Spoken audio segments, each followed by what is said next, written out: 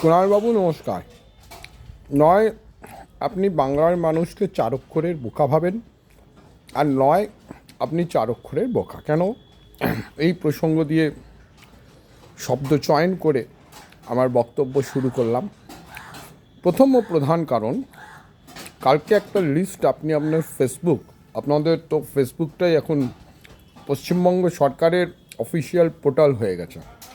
মানে সমস্ত তথ্য যদি পেতে চান আপনারা, সাধারণ জনগণদের বলছি, তো কুণাল ঘোষের ফেসবুকটাকে ফলো করলেই পশ্চিমবঙ্গ সরকারের গতিবিধি এবং পশ্চিমবঙ্গ সরকারের বর্তমান যে রুলিং পার্টি অর্থাৎ তৃণমূল কংগ্রেসের গতিবিধি সব কিছু পাওয়া যায় কুণালবাবুর ফেসবুক থেকে। উনি 400 জনের একটা লিস্ট বার করলেন। সেখানে বিশ্বাস পদবীর কিছু পেলাম না, কিন্তু আমরা দেখেছি সেদিনকে যেদিন ম্যাসাগার করছিলেন অরূপ বিশ্বাস আর কি, মাঠেতে দাঁড়িয়ে যে বিশৃঙ্খলা সৃষ্টি করলেন, সেখানে স্বরূপের 2 কন্যা উপস্থিত ছিলেন।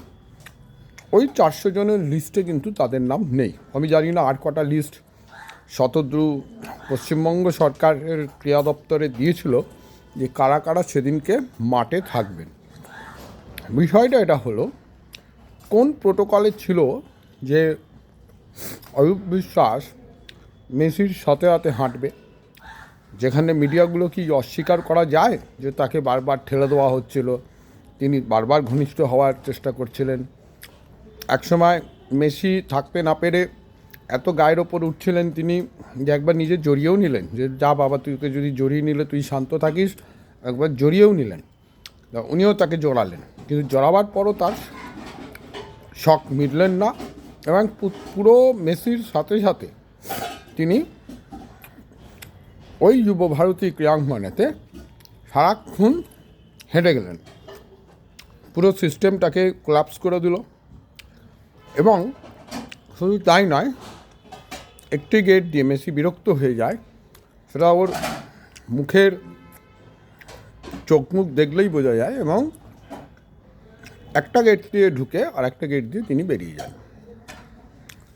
এই পুরো কর্মকাণ্ডটা যিনি ঘটায় তিনি হলেন রাজ্যের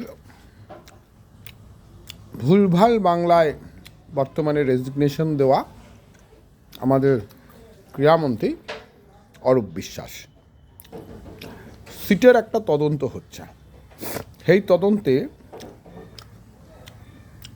যে মোডটা নেওয়া হচ্ছে সেটা হচ্ছে শতদ্রুকে যেভাবে হোক ফাঁসানো হোক।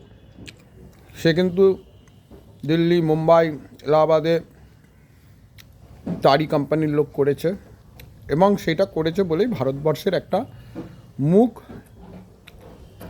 উজ্জ্বল হয়েছে। না হলে মেসি যে ভিডিওটা বানিয়েছে তাতে 3টে সেক্টরের সবার ছবি পাওয়া গেছে। পশ্চিমবঙ্গ, যেখানে কলকাতা ফুটবল মক্কা বলা হয় যাকে, তাদের কোনো অস্তিত্ব নেই। শুধু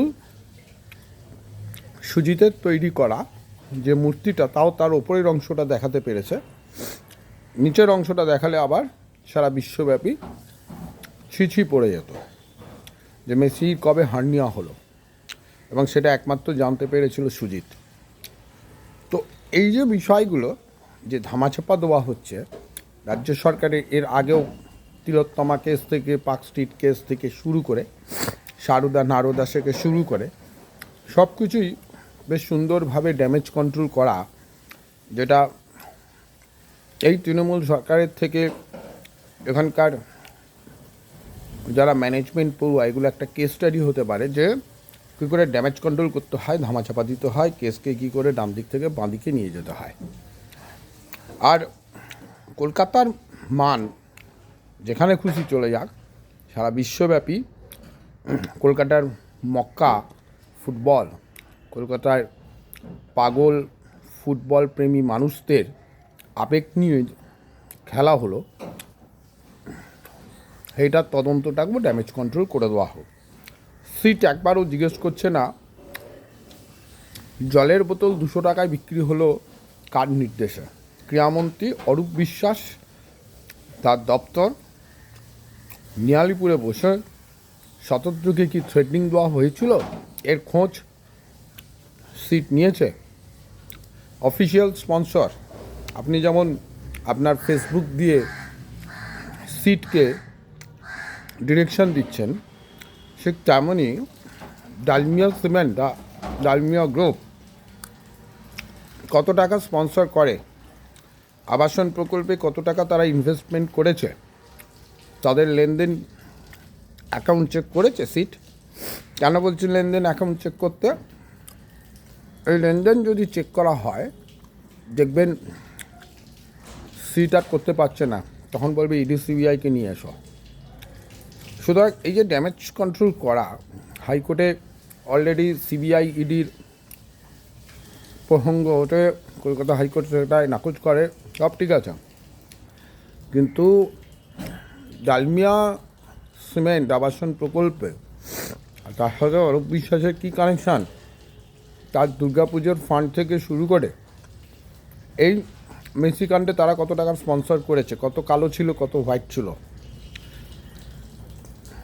সেটা একবার তদন্ত করেছে? কোন কোন স্পন্সররা কত টাকা দিয়েছে? শুধু শতদ্রুকেই বলির পাঁটা হচ্ছে। এখানে ব্যবসা করতে গেলে আপনাকে জানিয়ে রাখি, একটা কানেকশন লাগে। যে কোনো জায়গায় ব্যবসা করতে সারা পৃথিবীব্যাপী কানেকশন ছাড়া বিজনেস হয় না। কিন্তু সব জায়গায় ব্যবসাদারদের ফাঁসানো হয় না। এখানে যেটা হয় যে চোরেদের বাঁচাতে গিয়ে ব্যবসাদারগুলোকে ফাঁসাতে হচ্ছে, ব্যবসাদারগুলো ট্র্যাপে পড়ে যাচ্ছে। কলকাতা কর্পোরেশনে আমরাও ফাইল বার করি, বিভিন্নভাবে ফাইল বার করি। 25 বছর অভিজ্ঞতা আমার, কেন কোন গরুটা কোন মাঠের ঘাস খাবে সেটা আমরা জানি, এবং সেই গরুকে সেই ঘাসটাই দিতে হয়। সব মাঠের ঘাস সব গরু খায় না। তো কুণালবাবুর যে এই 4 অক্ষরের বোকার মতো যে বক্তব্যগুলো করছেন, তাতে আপনার ফেসবুকে খুলে একবার দেখবেন আপনার আইডিতে কি পরিমাণ মাতৃভাষা প্রয়োগ হচ্ছে। হয়তো এটাও একটা আপনি চান যে এখন ফেসবুক থেকে রোজগার করার জন্য অনেকে তো নিজের বাড়ির বউকেও উলঙ্গ করে ছবি তুলছে, তো আপনি হয়তো অতটা নিচে নামতে পারেননি, তো নিজেকে বিলিয়ে দিচ্ছেন আর কি, যে আইডিতে ভর্তি মাতৃভাষার প্রয়োগ হচ্ছে। তো কেন করছেন আপনি আমি জানি না। আপনারও একজন সন্তান আছে, আইআইটিতে পড়ছে, সে যখন পেশাদার মোডে আসবে, পেশায় আসবে, তখন এই সরকার নাও থাকতে পারে, থাকবে নাই আশা করছি। খুব জোর 26-এতে ম্যান মেশিন পুলিশের সহযোগিতায় সরকার গঠন করলেও খুব সংশয় আছে গঠন করতে পারবে কি না। যদি গঠন করে সেটা 31 অবধি যাবে কি না, সেটা একটা বড় কোশ্চেন চিহ্ন। তখন কী হবে? তো কেন নিজেকে ফালতু এইসব উল্টোপাল্টা বলে টার্গেট হচ্ছেন, আমার কিছু মাথায় আসছে না। জয় হিন্দ।